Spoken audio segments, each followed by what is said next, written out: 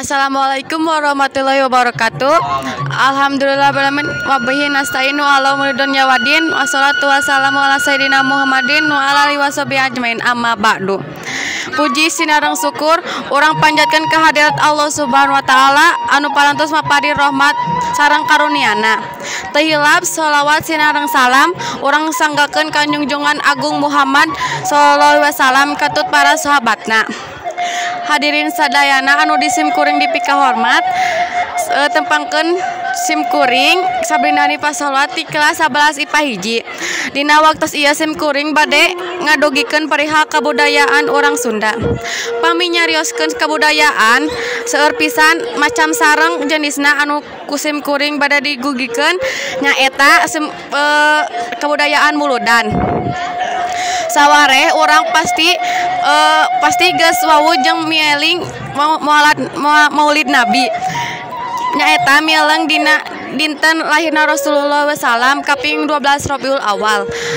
Tatelah acara mieleng Maulid Nabi teh lain bagian tina tatanan agama, tapi budaya anu dibentuk ku masyarakat. Tapi budaya anu dibentuk ku masyarakat dina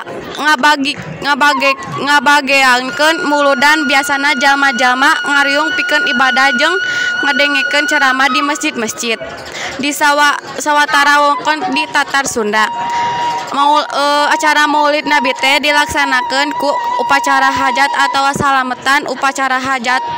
Upacara hajatna teh nyaeta hiji jimat panjang jimat nyaeta tradisi Maulid Nabi di Karaton Cirebon pikeun mieleng Maulid Nabi Muhammad SAW atau Maulid Nabi.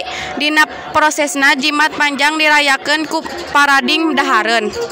Jajaran jalma diarak 7 rupa sangu atawa sangu jimat.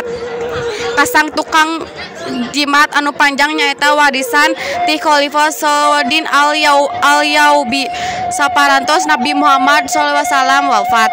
Salahuddin sawasna ngarayakeun maulud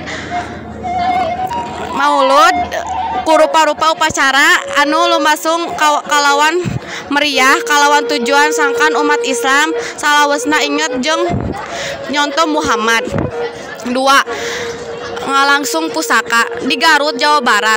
Tradisi ngalungsur dilaksanakan sameme bulan Maulid. Dina iring-iring ieu pusaka susna rahmat atawa anu katelah kian santang dibersihkeun sataun sakali. 3. Maulid Nabi kalawan seni gubrag angklung. Dena Argapura, Desa Cipining, Bogor, Jawa Barat. Warga Desa Argapura masih kene miboga kepercayaan karuhun tradisional jeung norma agama Islam.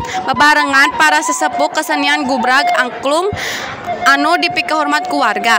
Meleng-meleng keagamaan ngalaksanakeun tradisi anu dipirig ku angklung gubrag.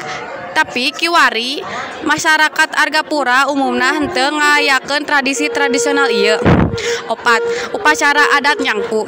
Dijelaskeun upacara sakral tradisional nyangku mangrupa upacara adat warisan ini para raja Panjalu anu masih mangrupa tradisi turun temurun masyarakat Panjalu Ciamis, Jawa Barat. Upacara tradisional nyangku biasana dilaksanakeun sataun sakali. Nyaeta dina bulan Rabiul Awal dina minggu akhir tahun Hijriah.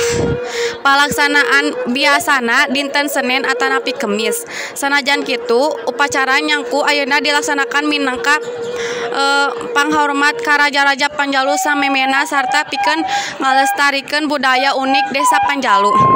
Tah kitu tradisi muludan anu biasa dilaksanakeun ku urang Sunda. Acara anu biasana dilaksanakeun saban tanggal 12 Rabiul Awal tetelah henteu sarua di unggal daerah. Aya nu mileungna ku cara ibadah, ngaraka kadaharan, ngumbah pusaka jeung sajabana. Hal-hal anu sapertos kieu keudana urang lestarikeun supados kebudayaan Sunda henteu kabawa ku zaman. Sareng urang kedah bersyukur sabab seueur pisan kabudayaan di tanah Sunda. Sakitu anu tiasa kusimkuring didugikeun. Sakitu kirangna simkuring nyuhunkeun hapunten upami aya kalepatan ucap sareng kana parhatosana simkuring ngaturkeun sewu nuhun. Pamungkas simkuring ngucapkeun wassalamualaikum warahmatullahi wabarakatuh.